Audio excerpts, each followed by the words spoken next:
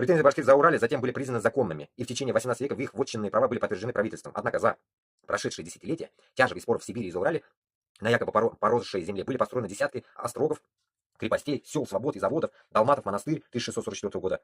Когда я понял, Далматов монастырь, блин, не могу понять даже. Катайский 1659. Катайский сухой, да, какие-то странные названия, да?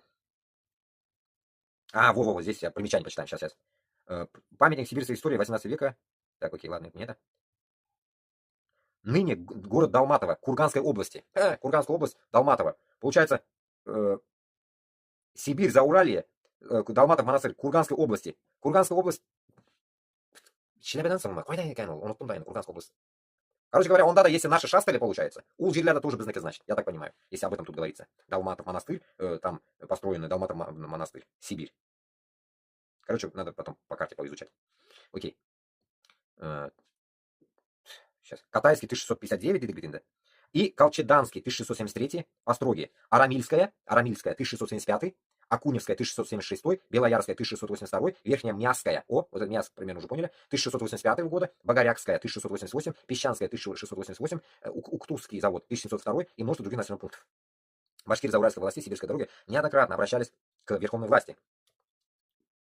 Однако она, официально запрещая захватывать башкирские вотчины, в реальности ничего не могла поделать со стихийным процессом колонизации Восточной Башкирии. Русский историк Дмитриев писал: русские люди силой сгоняли башкир с их старинных вотчин, чем, конечно, сильно восстанавливали их против русской власти. Сильно восстанавливали их против русской власти.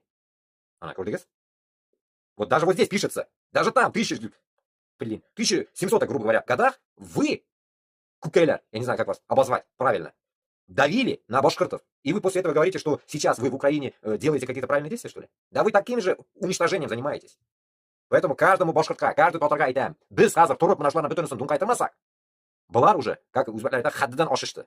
Уже превзошли уже все планки, перешли уже все границы своего бытия. Мы поэтому должны их думкай тырып, на кол посадить всех на кол, чтобы не расслаблялись. Аузынан кутынан кон кетерге тиеш, хайванларны.